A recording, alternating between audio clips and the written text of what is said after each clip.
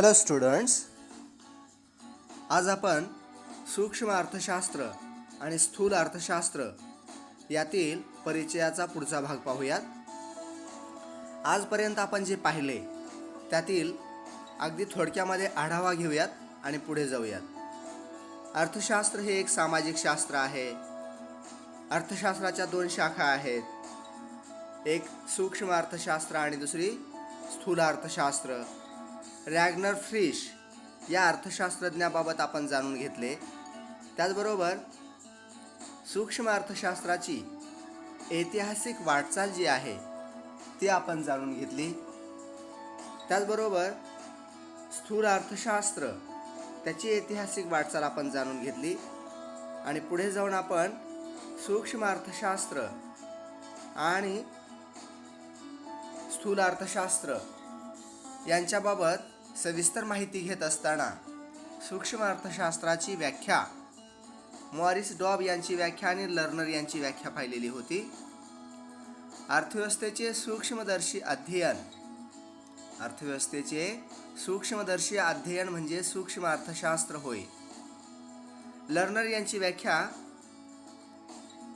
सूक्ष्म अर्थशास्त्राच्या द्वारे अर्थव्यवस्थेकडे जणू काही सूक्ष्मदर्शकाच्या द्वारे पाहिले जाते. अर्थव्यवस्था रूपी शरीरातील लाखो पेशी अर्थात व्यक्ती आणि कुटुंबे उपभोक्त्याच्या रूपाने, व्यक्ती आणि उत्पादन संस्था उत्पादकाच्या रूपाने अर्थव्यवस्थेच्या संचलनात कशा प्रकारे योगदान देतात हे आपल्याला यातून माहिती होते. सूक्ष्म अर्थशास्त्राची व्याप्ती आपण पाहिली. या व्याप्तीमध्ये एकूण 3 भाग आहेत.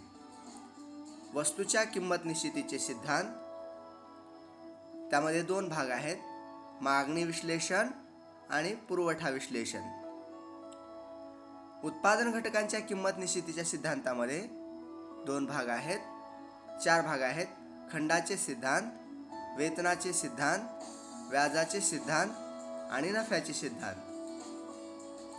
आर्थिक कल्याणाच्या सिद्धांतामध्ये उत्पादनाच्या क्षेत्रातील कार्यक्षमता, उपभोगाच्या क्षेत्रातील कार्यक्षमता आणि एकूण कार्यक्षमता याबाबतचा आढावा आपण घेतलेला आहे. त्यानंतर आपण सूक्ष्म अर्थशास्त्राची वैशिष्ट्य किंवा लक्षणाचा भाग पाहिला. त्यामध्ये पहिला आपण पाहिलं वैयक्तिक आर्थिक घटकाचा अभ्यास. त्यानंतर किंमत सिद्धांत किंवा मूल्य सिद्धांत म्हणून याची ओळख आहे. आंशिक समतोलाचा या अर्थशास्त्रामध्ये विचार केला जातो. या अर्थशास्त्रामध्ये अर्थात सूक्ष्म अर्थशास्त्रामध्ये वेगवेगळ्या गृहीतकांचा आधार घेतला जातो. अनेक सिद्धांताच्या मांडणीसाठी गृहीतके घेण्यात आलेली आहेत. यामध्ये विभाजन पद्धतीचा वापर केला जातो. मोठ्या घटकांचं लहान रूप घेऊन त्याचा सखोलपणे अभ्यास यामध्ये केला जातो. आणि डॉक्टर मार्शल यांचं सीमांत तत्व यामध्ये फार महत्त्वाचं आहे. शेवटच्या भागापासून नगापासून ज्या काही बाबी घडतात त्याबाबतचं विश्लेषण त्याला आपण सीमांत तत्व म्हटलेलं होतं. आणि बाजार रचनांचे विश्लेषण, स्पर्धेच्या आधारे जे बाजाराचे वेगळे प्रकार पडतात त्या प्रकारांचं विश्लेषण आपण पाहिलं. पूर्ण स्पर्धा, शुद्ध स्पर्धा, मक्तेदारीयुक्त स्पर्धा हे बाजाराचे वेगवेगळे प्रकार आहेत. या सर्व प्रकारांबद्दल आपण माहिती घेतलेली आहे. त्याचबरोबर शेवटचा मुद्दा जो आपण पाहिला होता तो याची व्याप्ती जी आहे ती मर्यादित आहे. कारण अर्थव्यवस्थेतील लहान घटकांचा हे अभ्यास करतं, त्यांच्या समतोलाचा अभ्यास करतं, मर्यादित स्वरूपाचा आहे. त्यानंतर सूक्ष्म अर्थशास्त्राचे महत्त्व तथा उपयोग हे सुद्धा आपण मागच्या भागामध्ये पाहिलेलं आहे. त्यामध्ये किंमत निश्चिती किंवा किंमत निर्धारणासाठी सूक्ष्म अर्थशास्त्र हे उपयुक्त आहे. म्हणजे वस्तूची किंवा सेवेची किंमत निश्चिती कशी होते किंवा उत्पादन घटकांच्या ज्या किमती आहेत, खंड, वेतन, व्याज, नफा, त्या उत्पादन घटकांच्या किमती कशा ठरतात हे समजण्यासाठी सूक्ष्म अर्थशास्त्र उपयुक्त आहे. महत्त्वाचा किंवा उपयोगाचा भाग आहे. थोडंसं सविस्तरपणे पाहूयात. मुक्त बाजारपेठी या अर्थव्यवस्थेची कार्यपद्धती समजण्यासाठी आपणाला सूक्ष्म अर्थशास्त्र हे उपयुक्त आहे. ज्या अर्थव्यवस्थेमध्ये शासनाचा कोणताही हस्तक्षेप नसतो, शासनाचा कोणत्याही प्रकारचा हस्तक्षेप नसतो किंवा आपण त्याला शासन ढवळाढवळ करत नाही, अर्थव्यवस्थेमध्ये शासन ढवळाढवळ करत नाही, त्या अर्थव्यवस्थेला मुक्त बाजारपेठी अर्थव्यवस्था म्हणतो. तर या अशा मुक्त बाजारपेठी अर्थव्यवस्थेचं कार्य आपोआप कसं चालतं, शासनाच्या हस्तक्षेपाशिवाय ते कार्य आपोआप कसं चालतं, याचं विश्लेषण या अर्थशास्त्राच्या शाखेमध्ये करता येतं.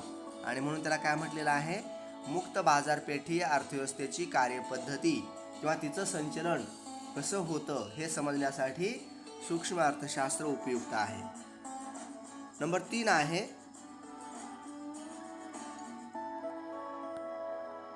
विदेश व्यापार किंवा आंतरराष्ट्रीय व्यापारासाठी सूक्ष्म अर्थशास्त्र हे उपयुक्त आहे. आंतरराष्ट्रीय व्यापाराच्या संदर्भातल्या या वेगवेगळ्या संकल्पना आहेत. त्या सर्व संकल्पना समजण्यासाठी आंतरराष्ट्रीय व्यापारातून होणारे फायदे, आंतरराष्ट्रीय व्यापारामध्ये असणारी जी काही जकात आहे त्या जकातीचं निर्धारण, त्या जकातीचे होणारे परिणाम किंवा आंतरराष्ट्रीय व्यापारामध्ये अतिशय महत्त्वाचा असणारा जो विदेश विनिमय दर आहे किंवा चलनाचा दर आहे, त्या दराची निश्चिती कशी होते, याबाबतचे जे काही किंवा आंतरराष्ट्रीय व्यापार आहे या सर्व बाबींचं जे काही विश्लेषण आहे ते या सूक्ष्म अर्थशास्त्राच्या माध्यमातून केलं जातं. आर्थिक प्रारूपांची निर्मिती हा एक मुद्दा आपण महत्त्व या भागामध्ये पाहिलेला होता. सूक्ष्म अर्थशास्त्रामध्ये काय केलेलं आहे, ज्या काही वेगवेगळ्या संकल्पना आहेत, संज्ञा आहेत, त्या संकल्पना आणि संज्ञांचं स्पष्टीकरण सुलभ होण्यासाठी वेगवेगळ्या प्रारूपांची निर्मिती करण्यात आलेली आहे. आणि ही प्रारूप अर्थशास्त्रातील संज्ञा आणि संकल्पना समजून घेण्यासाठी, त्या सुलभ होण्यासाठी गरजेचे आहेत. त्यानंतर व्यावसायिक जे आहेत किंवा व्यापारी जे आहेत त्या व्यावसायिकांना, व्यापाऱ्यांना, उद्योजकांना निर्णय प्रक्रियेमध्ये किंवा वेगवेगळे निर्णय घेण्यासाठी सूक्ष्म अर्थशास्त्र हे उपयुक्त आहे. उत्पादन विषयक निर्णय असतील, किंमत विषयक निर्णय असतील किंवा उत्पादन खर्च विषयक निर्णय असतील, महत्तम उत्पादन कसं करायचं, महत्तम नफा कसा साध्य करायचा, हे जे वेगवेगळे निर्णय आहेत या निर्णय प्रक्रियेसाठी सूक्ष्म अर्थशास्त्र हे व्यावसायिकांना, उद्योजकांना आणि व्यापाऱ्यांना उपयुक्त आहे. शासनाला हे अर्थशास्त्र उपयुक्त आहे. महत्त्वामध्ये पुढचा मुद्दा आहे, सरकारला किंवा शासनाला सूक्ष्म अर्थशास्त्र उपयुक्त आहे. सरकारला कशासाठी उपयुक्त आहे, तर सरकारला वेगवेगळ्या धोरणांच्या आखणीमध्ये किंवा वेगवेगळी धोरणं ठरवण्यासाठी सूक्ष्म अर्थशास्त्र उपयुक्त आहे. सरकारला कोणती धोरणे ठरवावी लागतात, तर सरकारला किंवा अर्थमंत्र्यांना कर विषयक धोरण आहे, खर्च विषयक धोरण आहे, आयात निर्यातीचं धोरण आहे, उत्पादनाविषयीचं धोरण आहे, वितरणाविषयीचं धोरण आहे. अशा वेगवेगळ्या धोरणांच्या आखणीमध्ये शासनाला वेगवेगळी धोरणं ठरवत असताना सूक्ष्मलक्षी अर्थशास्त्राचा अभ्यास उपयुक्त ठरतो किंवा सूक्ष्मलक्षी अर्थशास्त्राच्या माध्यमातून ही धोरणं ठरवता येतात. त्यानंतर कल्याणकारी अर्थशास्त्राचा पाया जो आहे तो पाया घालण्याचं काम सूक्ष्म अर्थशास्त्राच्या माध्यमातून झालेलं आहे. अर्थात सूक्ष्म अर्थशास्त्र हे कल्याणकारी अर्थशास्त्राचा पाया आहे असं म्हटलेलं आहे. कारण मुळातच अर्थशास्त्राच्या 2 शाखा आहेत आणि त्यापैकी सूक्ष्म अर्थशास्त्र ही जी शाखा आहे, या सूक्ष्म अर्थशास्त्राच्या शाखेतून आणखी एक उपशाखा जी निर्माण झालेली आहे ती आहे कल्याणकारी अर्थशास्त्र. म्हणजे सूक्ष्मलक्षी अर्थशास्त्रातून एका नव्या अर्थशास्त्राचा जन्म झाला, त्याला आपण काय म्हणतो, कल्याणकारी अर्थशास्त्र. म्हणजे कल्याणकारी अर्थशास्त्राचं उगमस्थान कुठे आहे, तर सूक्ष्म अर्थशास्त्रामध्ये आहे. म्हणून त्याला काय म्हटलेलं आहे, कल्याणकारी अर्थशास्त्रामधलं जे काही विश्लेषण आहे ते सूक्ष्मलक्षी अर्थशास्त्रावरती अवलंबून आहे किंवा त्याचं विश्लेषण किंवा ते सूक्ष्मलक्षी अर्थशास्त्राच्या माध्यमातून हे विकसित झालेली शाखा आहे कल्याणकारी अर्थशास्त्र. तर विद्यार्थ्यांनो, या ठिकाणी आपण सूक्ष्मलक्षी अर्थशास्त्र, त्याची व्याख्या, व्याप्ती किंवा अभ्यास विषय, त्याची वैशिष्ट्य आणि त्याचं महत्त्व किंवा उपयोग हा सर्व भाग संपवलेला आहे. आपण आता स्थूल अर्थशास्त्राकडे वळूयात. स्थूल अर्थशास्त्रामध्ये सुरुवातीला आपण त्याची व्याख्या पाहणं गरजेचं आहे आणि त्यानंतर अर्थ आणि व्याख्या आपण पाहूयात. त्यामध्ये व्याख्या जी हॅन्सन यांची दिलेली आहे ती व्याख्या पाहण्या अगोदर एक ढोबळ अर्थ काय आहे तो आपण जाणून घेऊयात आणि त्यानंतर आपण त्याची हॅन्सन यांची जी काही प्रॉपर व्याख्या आहे ती पाहूयात. तर आपण पाहिलं की सूक्ष्म अर्थशास्त्र काय करतं, अर्थव्यवस्थेतील जे काही लहान घटक आहेत त्या लहान घटकांचा किंवा सूक्ष्म घटकांचा, अर्थव्यवस्थेतील छोट्या घटकांचा अभ्यास सूक्ष्म अर्थशास्त्र करतं. आता स्थूल अर्थशास्त्र काय करतं, अर्थव्यवस्थेतील जे काही समग्र घटक आहेत, मोठे घटक आहेत, स्थूल घटक आहेत, त्या स्थूल घटकांचा, समग्र घटकांचा अभ्यास स्थूल अर्थशास्त्र करतं. एकंदरीत काय, जे छोटे छोटे घटक आहेत त्या छोट्या घटकांचं एकत्रीकरण करून त्यांचा समुच्चय करून समग्र दृष्टिकोनातून, व्यापक दृष्टिकोनातून हे अर्थशास्त्र काय करतं, अर्थव्यवस्थेचा अभ्यास करतं. आणि म्हणून स्थूल अर्थशास्त्र हे अर्थव्यवस्थेतील समग्र घटकांचा, समुच्चयात्मक घटकांचा अभ्यास करणारं असं शास्त्र आहे.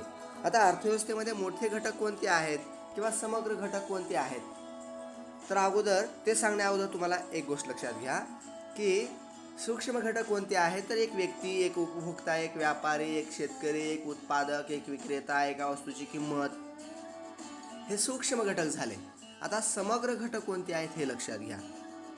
तर संपूर्ण अर्थव्यवस्थेच्या संदर्भाने राष्ट्रीय उत्पादन किंवा एकूण उत्पादन आपण त्याला म्हणूयात, समग्र मागणी, समग्र पुरवठा किंवा सर्वसाधारण किंमत पातळी, या ज्या बाबी आहेत किंवा अर्थव्यवस्थेमधली एकूण गुंतवणूक, एकूण उत्पादन, एकूण उत्पन्न, एकूण बचत, अर्थव्यवस्थेमध्ये तेजी मंदीचं चक्र किंवा अर्थव्यवस्थेशी संबंधित असणारे जे काही प्रश्न आहेत, अर्थव्यवस्थेशी निगडीत असणाऱ्या ज्या काही समस्या आहेत, त्या समस्यांचा, त्या प्रश्नांचा अभ्यास करणारं शास्त्र म्हणजे काय आहे, स्थूल अर्थशास्त्र आहे. तर एकंदरीत अर्थव्यवस्थेतील समग्र घटकांचा किंवा स्थूल घटकांचा अभ्यास करणारं शास्त्र म्हणजे स्थूल अर्थशास्त्र होय. या स्थूल अर्थशास्त्राची प्रोफेसर J.L. हॅन्सन यांची व्याख्या आपण पाहूया. स्थूल अर्थशास्त्र हे काय आहे ते समजून सांगत असताना हॅन्सन असं म्हणतात, स्थूल अर्थशास्त्र ही अर्थशास्त्राची अशी शाखा आहे की ज्यात एकूण रोजगार, एकूण बचत, एकूण गुंतवणूक, राष्ट्रीय उत्पन्न यासारख्या मोठ्या समुच्चयाचा व त्यांच्यातील परस्पर संबंधांचा विचार करण्यात येतो. व्याख्या परत एकदा पहा. स्थूल अर्थशास्त्र ही अर्थशास्त्राची अशी शाखा आहे की ज्यामध्ये एकूण रोजगार, एकूण बचत, एकूण गुंतवणूक, राष्ट्रीय उत्पन्न यासारख्या मोठ्या समुच्चयाचा व त्यांच्यातील परस्पर संबंधांचा विचार करण्यात येतो. त्यानंतर कार्ल शापिरो यांची व्याख्या जी आहे, स्थूल अर्थशास्त्र अर्थव्यवस्थेच्या संपूर्ण कार्यपद्धतीशी संबंधित आहे. शापिरो काय म्हणतो, स्थूल अर्थशास्त्र अर्थव्यवस्थेच्या संपूर्ण कार्यपद्धतीशी संबंधित आहे. ह्या व्याख्या पाहिल्यानंतर आपणाला स्थूल अर्थशास्त्राची व्याप्ती आणि त्याचा अभ्यास विषय काय आहे हे जाणून घ्यायचं आहे. स्थूल अर्थशास्त्राच्या व्याप्तीमध्ये एकूण 4 भाग आहेत. उत्पन्न व रोजगार सिद्धांत, सर्वसाधारण किंमत सिद्धांत किंवा भाववाढ त्याला म्हणतो आपण, आर्थिक वृद्धी व विकासाचे सिद्धांत आणि वितरणाचा समग्रलक्षी सिद्धांत. एक एक घटक आपण पाहून जाणून घेऊयात. उत्पन्न व रोजगार सिद्धांत. अर्थात स्थूल अर्थशास्त्रामध्ये राष्ट्रीय उत्पन्न, रोजगार यासारख्या बाबी ज्या आहेत किंवा देशातील रोजगाराची पातळी हे कसे निश्चित होते या बाबींचं विश्लेषण यामध्ये केलं जातं. आता राष्ट्रीय उत्पन्नाची निश्चिती कशी होते? देशाच्या अनुषंगाने आवश्यक असणारी किंवा महत्त्वाची असणारी बाब काय आहे? राष्ट्रीय उत्पन्न.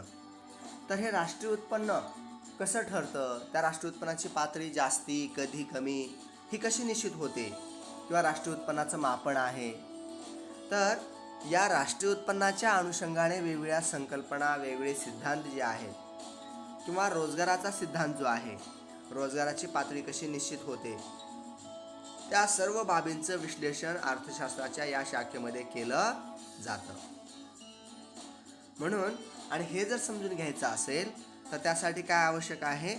अर्थव्यवस्थेतील उपभोग फलन आणि गुंतवणूक फलन या दोन बाबी त्यामध्ये समाविष्ट होतात. त्याच्या आधारे आपल्याला उत्पन्नाची पातळी आणि अर्थव्यवस्थेतील रोजगाराची पातळी कशी निश्चित होते हे समजू शकतं किंवा हे आपण याच्या आधारे जाणून घेऊ शकतो. दुसरा जो मुद्दा आहे तो आहे व्याप्तीमध्ये दुसरा भाग आहे सर्वसाधारण किंमत पातळी. अर्थात सूक्ष्म अर्थशास्त्रामध्ये काय केलं जातं तर एका विशिष्ट वस्तूची किंमत, एका विशिष्ट वस्तूचं मूल्य कसं निश्चित होतं याच्या अनुषंगाने असणारे मागणी आणि पुरवठा हे दोन सिद्धांत त्याचा अभ्यास सूक्ष्म अर्थशास्त्रामध्ये केला जातो. इथं मात्र सर्वसाधारण किंमत पातळी संपूर्ण अर्थव्यवस्थेच्या अनुषंगाने जी बाब आहे, सरासरी किंमत पातळी किंवा सर्वसाधारण किंमत पातळी, ती बाब इथं महत्त्वाची आहे. त्याचे सिद्धांत स्थूल अर्थशास्त्रामध्ये समाविष्ट होतात. म्हणजे अर्थव्यवस्थेमधली एकंदरीत आपण किमती वाढल्या, किमती कमी झाल्या असं म्हणतो की नाही, तर त्या अनुषंगाने त्याला आपण सर्वसाधारण किंमत पातळी म्हणतो. तर ही सर्वसाधारण किंमत पातळी, त्या किंमत पातळीमध्ये होणारे चढ उतार जे आहेत त्याचं विश्लेषण आपल्याला या स्थूल अर्थशास्त्राच्या शाखेमध्ये पाहता येतं. एकंदरीत काय तर अर्थव्यवस्थेमध्ये जी काही सरासरी किंवा सर्वसाधारण किंमत पातळी आहे त्याच्या अनुषंगाने असणारे जे काही सिद्धांत आहेत ते सर्व सिद्धांत स्थूल अर्थशास्त्राचा अभ्यास विषय आहे. स्थूल अर्थशास्त्रामध्ये ते समाविष्ट होतात. त्यानंतर आर्थिक वृद्धी आणि विकासाचे जे काही सिद्धांत आहेत ते सर्व सिद्धांत स्थूल अर्थशास्त्राचा अभ्यास विषय आहे किंवा स्थूल अर्थशास्त्रामध्ये ते समाविष्ट होतात. आता समकक्ष अर्थशास्त्रामध्ये आर्थिक वृद्धी आणि विकासाचे सिद्धांत कसे समाविष्ट होतात? आपण आर्थिक वृद्धी आणि आर्थिक विकास या ज्या संकल्पना आहेत ते 11वीच्या अभ्यासक्रमामध्ये या संकल्पना पाहिलेल्या आहेत. म्हणजेच विकासाचे आणि वृद्धीचे जे काही सिद्धांत आहेत वेगवेगळ्या अर्थशास्त्रज्ञांनी देशाचा आर्थिक विकास घडवून आणण्याच्या संदर्भाने, देशाची आर्थिक वृद्धी आणि विकास घडवून आणण्याच्या संदर्भाने जे वेगवेगळे सिद्धांत मांडलेले आहेत किंवा विकासाच्या संदर्भाने वेगवेगळी प्रारूपं मांडलेली आहेत, त्या सर्व प्रारूपांचा, सिद्धांतांचा समावेश देशाच्या आर्थिक वृद्धी आणि विकासाच्या अनुषंगाने जे काही वेगवेगळे सिद्धांत आहेत ते सिद्धांत प्रारूपे हा स्थूल अर्थशास्त्राचा अभ्यास विषय आहे किंवा तो यामध्ये समाविष्ट होतो. त्यानंतर विभाजनाचा समलक्षी सिद्धांत. स्थूल अर्थशास्त्रामध्ये आपण विभाजनाचा समलक्षी सिद्धांत अभ्यासतो. म्हणजे राष्ट्रीय उत्पन्नाचं विभाजन जे आहे ते खंड, वेतन, व्याज आणि नफा या 4 घटकामध्ये कसं होतं. अर्थात राष्ट्रीय उत्पन्न जे आहे ते राष्ट्रीय उत्पन्न स्थूल अर्थशास्त्रीय दृष्टिकोनातून राष्ट्रीय उत्पन्नाचा ज्यावेळेस आपण विचार करतो किंवा त्याचा अभ्यास करतो तर त्या राष्ट्रीय उत्पन्नाचं विभाजन या 4 घटकांमध्ये म्हणजे भूमी, भांडवल, श्रम, संयोजन आणि त्याचे मोबदले खंड, वेतन, व्याज, नफा यामध्ये कसं होतं याचं स्पष्टीकरण आपल्याला या स्थूल अर्थशास्त्राच्या शाखेमध्ये पाहायला मिळतं. म्हणून राष्ट्रीय उत्पन्नाचं विभाजन खंड, वेतन, व्याज, नफा यामध्ये कसं होतं याचा अभ्यास या स्थूल अर्थशास्त्रामध्ये केला जात असल्यामुळे त्याला आपण विभाजनाचा समलक्षी सिद्धांत असं म्हटलेलं आहे. या ठिकाणी स्थूल अर्थशास्त्राची जी व्याप्ती आहे किंवा त्याचा जो अभ्यास विषय आहे त्याचे एकूण 4 भाग आपण पाहिले. आपण पुढे जाऊयात. स्थूल अर्थशास्त्राची वैशिष्ट्ये आपल्याला पाहायची आहेत. त्यामध्ये पहिलं वैशिष्ट्य आहे समग्र घटकांचा अभ्यास. अर्थात स्थूल अर्थशास्त्र हे अर्थव्यवस्थेतील जे काही समग्र घटक आहेत, मोठे घटक आहेत, समुच्चयात्मक घटक आहेत, त्या समग्र घटकांचा समुच्चयात्मक घटकांचा अभ्यास करतं. जसं आपण सूक्ष्म अर्थशास्त्र पाहिलं की नाही. सूक्ष्म अर्थशास्त्र काय करतं? अर्थव्यवस्थेतील जे लहान घटक आहेत, सूक्ष्म घटक आहेत, छोटे घटक आहेत, त्या छोट्या घटकांचा सखोल अभ्यास सूक्ष्म अर्थशास्त्र करतं. तसं स्थूल अर्थशास्त्र काय करतं? अर्थव्यवस्थेतले जे काही मोठे घटक आहेत, समग्र घटक आहेत, समुच्चयात्मक घटक आहेत, त्यांचा अभ्यास करतं. आता हे मोठे घटक कोणते आहेत, समग्र घटक कोणते आहेत?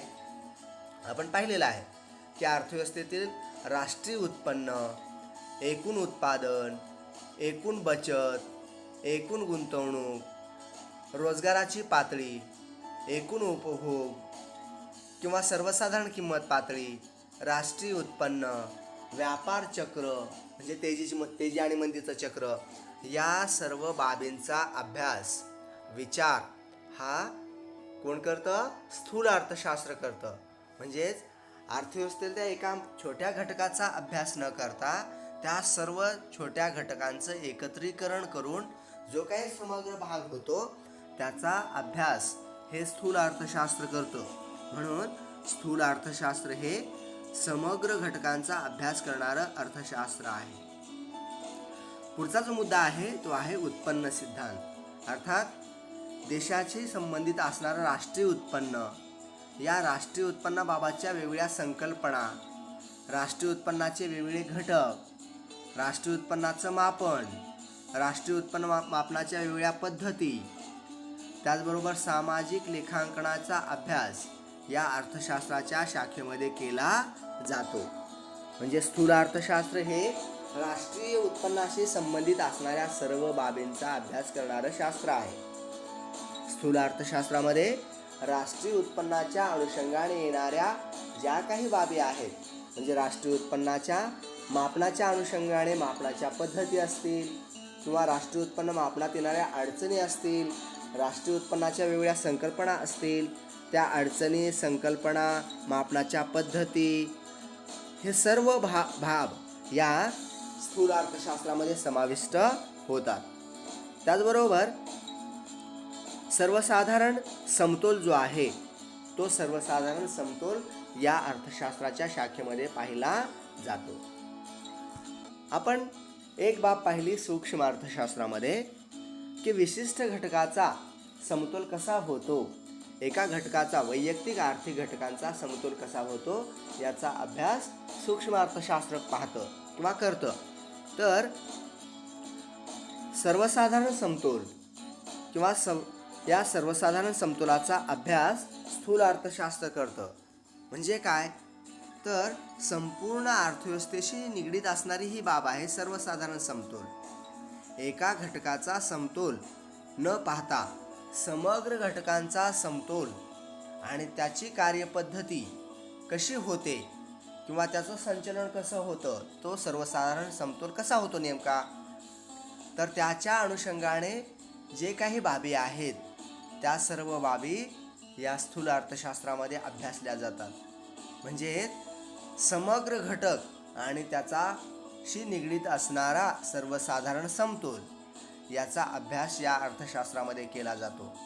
उदाहरणार्थ सर्वसाधारण किंमत पातळीचा समतोल हा स्थूल अर्थशास्त्राचा अभ्यास विषय आहे किंवा स्थूल अर्थशास्त्रामध्ये तो पाहिला जातो. पुढचा जो मुद्दा आहे तो आहे परस्परावलंबन. स्थूल अर्थशास्त्र हे परस्परांशी निगडीत आहे. अर्थव्यवस्थेमध्ये जे काही वेगवेगळे घटक आहेत ते सर्व घटक एकमेकाशी असे निगडीत आहेत, एकमेकांशी ते अवलंबून आहेत, एकमेकांवरती अवलंबून आहेत, एकमेकावरती ते डिपेंड आहेत, एकमेकाशी निगडीत आहेत, त्यांचा परस्पराशी अतिशय जवळचा संबंध आहे. अर्थात अर्थव्यवस्थेशी निगडीत असणारे कोणते घटक आहेत, तर बचत आहे, गुंतवणूक आहे, राष्ट्रीय उत्पन्न आहे, राष्ट्रीय उत्पादन आहे, लोकसंख्या आहे, दारिद्र्य आहे. हे सर्व घटक काय आहेत, समग्र अर्थव्यवस्थेतले घटक आहेत किंवा अर्थव्यवस्थेशी निगडीत असणारे घटक आहेत. याचं एक उदाहरण आपण पाहूया, म्हणजे तुम्हाला परस्पर अवलंबन काय आहे ते लक्षात येईल. आता लोकसंख्या वाढ आहे. लोकसंख्या वाढ हे आपण 11वीच्या घटकामध्ये पाहिलेलं आहे. लोकसंख्या वाढ आणि दारिद्र्य यांचं जे काही सहसंबंध आहे किंवा परस्पर अवलंबन आहे, किंवा लोकसंख्या वाढ आणि बेकारी यांचा जे काही परस्पर अवलंबन आहे, किंवा दारिद्र्य आणि लोकसंख्या वाढ यांचं जे काही परस्पर अवलंबन आहे, अशा परस्पर अवलंबनांचा म्हणजे एक घटक दुसऱ्या घटकावर कसा अवलंबून आहे याचं स्पष्टीकरण या अर्थशास्त्राच्या शाखेमध्ये केलेलं आहे. म्हणून परस्पर अवलंबनांचा विचार या अर्थशास्त्राच्या शाखेमध्ये केला जातो. आणखी एक उदाहरण या ठिकाणी देण्यात आलेलं आहे. बचत जे आहे ते बचत कशावर अवलंबून असते, तर उत्पन्नावर बचत अवलंबून असते. म्हणजे उत्पन्न आणि बचत यांच्यामध्ये असणारा परस्पर संबंध, अर्थात बचतीचा आणि कशाचा संबंध आहे, तर बचत आणि गुंतवणूक यांचा संबंध आहे. म्हणजे अर्थव्यवस्थेमध्ये उत्पन्नाची पातळी जेवढी जास्त तेवढी बचतीची पातळी जास्त. बचतीची पातळी जास्त असेल तर काय होईल, बचतीचा परिणाम कशावरती होतो, गुंतवणुकीवरती होतो. आणि गुंतवणुकीचा परिणाम कशावरती होतो, तर गुंतवणुकीमुळे उत्पादनावर परिणाम होतो. उत्पादन जास्ती होतं, जेवढी गुंतवणूक जास्त तेवढं उत्पादन जास्त. आणि या उत्पादनाचा आणि आर्थिक विकासाचा किंवा वृद्धीचा संबंध आहे. एकंदरीत हे कोरिलेशन किंवा हा संबंध लक्षात येतो आहे का, की अर्थव्यवस्थेमध्ये उत्पन्न जेवढं जास्त तेवढी बचतीची पातळी जास्त, बचत जेवढी जास्त तेवढी गुंतवणूक जास्त, गुंतवणूक जेवढी जास्त तेवढं उत्पादन जास्त, उत्पादन जास्त म्हणजेच आर्थिक विकास किंवा आर्थिक वृद्धीची पातळी सुद्धा उच्च. असा हा सहसंबंध आहे. म्हणून सूक्ष्म अर्थशास्त्रामध्ये असा कुठलाही परस्पर संबंध अर्थव्यवस्थेशी निगडीत असणारा पाहिला जात नाही. पण स्थूल अर्थशास्त्रामध्ये मात्र अर्थव्यवस्थेमध्ये जे काही समग्र घटक आहेत त्या समग्र घटकांचा असणारा परस्परांशी संबंध विचारात घेतला जातो. त्यानंतर आपण पुढच्या मुद्द्याकडे वळूयात. राशी पद्धत किंवा एकत्रीकरण पद्धत. स्थूल अर्थशास्त्राच्या या शाखेमध्ये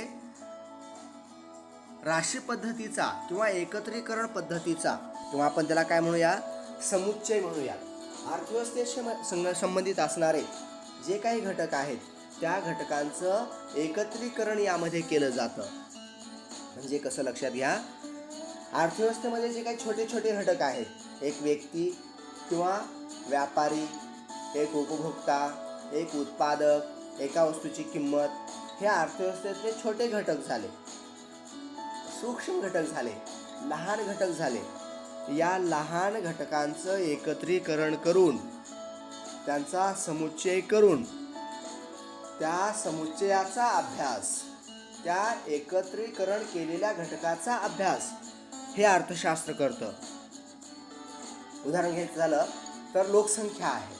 लोकसंख्या म्हणजे काय आहे, तर देशातील सर्व व्यक्तींचा समुच्चय आहे तो. देशातील सर्व लोकांचं एकत्रीकरण म्हणजे लोकसंख्या. तर अशा अर्थव्यवस्थेतले जे काही छोटे घटक आहेत त्या छोट्या घटकांचं एकत्रीकरण करून त्याचा अतिशय सखोलपणे अभ्यास या अर्थशास्त्राच्या शाखेमध्ये केला जातो. म्हणून त्याला काय म्हटलेलं आहे, एकत्रीकरण किंवा राशीकरण, किंवा त्याला आणखी एक शब्द आहे समुच्चय. तर अर्थव्यवस्थेशी निगडीत असणारा हा समुच्चय आहे.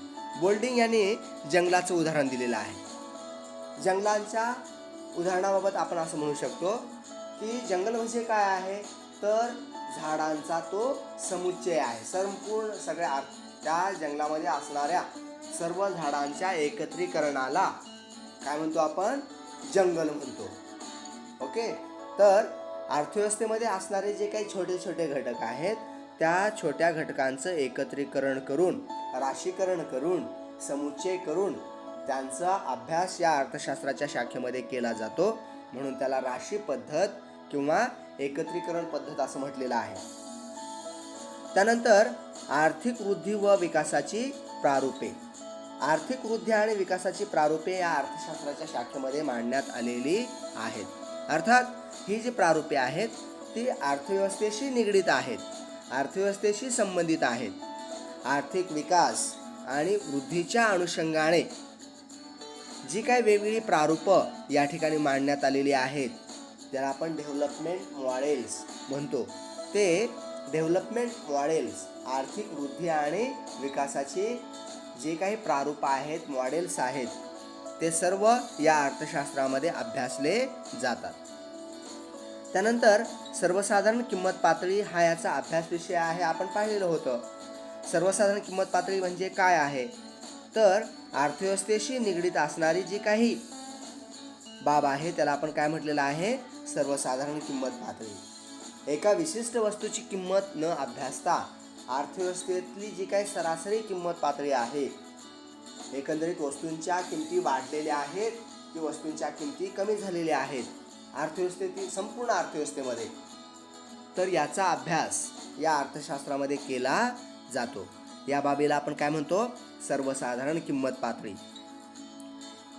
त्यानंतर धोरणाभिमुख आहे. स्थूल अर्थशास्त्र हे वेगवेगळ्या धोरणांच्या आखणीमध्ये हे अर्थशास्त्र काय आहे, उपयुक्त आहे. आता वेगळी धोरणं म्हणजे कोणती धोरणं, तर अर्थव्यवस्थेशी संबंधित असणारे जे काही धोरणं आहेत ती धोरणं राबवण्यामध्ये सरकारला किंवा शासनाला स्थूल अर्थशास्त्र उपयुक्त आहे. देशाशी संबंधित असणारी लोकसंख्या नियंत्रण आहे. समजा भारताची लोकसंख्या 121.02 कोटी एवढी झालेली आहे 2011च्या जनगणनेप्रमाणे. तर ही लोकसंख्या वाढ रोखण्यासाठी जे काही धोरण आखलं जाईल त्या आखणीमध्ये स्थूल अर्थशास्त्र उपयुक्त आहे. किंवा आपल्या अर्थव्यवस्थेमध्ये समजा की भाववाढ झालेली आहे, ती भाववाढ रोखण्यासाठी आपल्याला स्थूल अर्थशास्त्राचा उपयोग होतो. किंवा अर्थव्यवस्थेमध्ये बेरोजगारी प्रचंड वाढलेली आहे, तर ही बेरोजगारी थांबवण्यासाठी रोजगाराच्या पातळीमध्ये कशी वाढ करता येईल, देशामध्ये रोजगार कसा निर्माण करता येईल, अर्थव्यवस्थेला मंदीतून कसं बाहेर काढता येईल, बेरोजगारी कशी थांबवता येईल, दारिद्र्य कसं रोखता येईल, दारिद्र्याचा प्रश्न कसा दूर करता येईल, अशी जे काही अर्थव्यवस्थेशी निगडीत असणारी जी काही प्रश्न आहेत त्या प्रश्नांच्या बाबतची जी काही धोरणं आहेत ती धोरणं आखण्यासाठी स्थूल अर्थशास्त्राचा उपयोग होत असल्यामुळे आपण याला धोरणाभिमुख असं म्हटलेलं आहे. तर या ठिकाणी स्थूल अर्थशास्त्राची ही वैशिष्ट्ये पाहिल्यानंतर पुढचा भाग आपण उद्याच्या तासामध्ये पाहूया. धन्यवाद. आभारी आहे. थँक्यू.